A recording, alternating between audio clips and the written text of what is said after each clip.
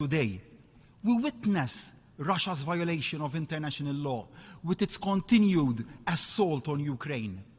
Malta's response to the situation in Ukraine and other crises across the world is guided by the value of neutrality, which is enshrined in our constitution.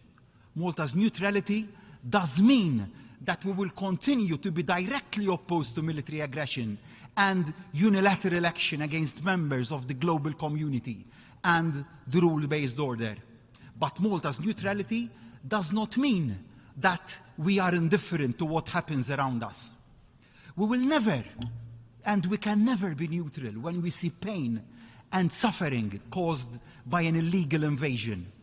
And in the spirit of peace, we call on Russia to withdraw its forces from the sovereign territory of Ukraine. And we urge all nations gathered here to unite to deliver an end to the war. You know, I think this notion of international rules is very comfortable for some people to use when it suits them. But they don't believe in international rules when it doesn't suit them, because they don't apply international rules or law equally in all circumstances.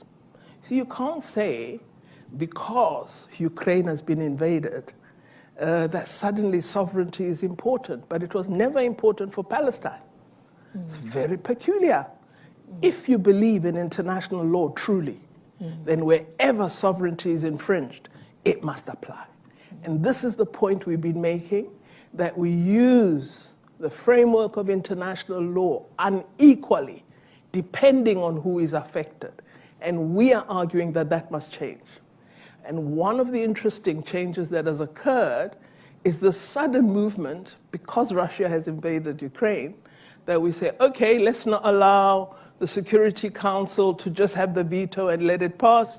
We take it to the General Assembly. When some of us had been calling for the General Assembly to have a greater say, we never enjoyed support. But suddenly today, see, that's where international law begins to mean nothing. Because for some, we see it as a cheating, and for others, we see it as a benefit. So our argument is, let's revise the international multilateral system to ensure that we observe that post-1948 has arrived.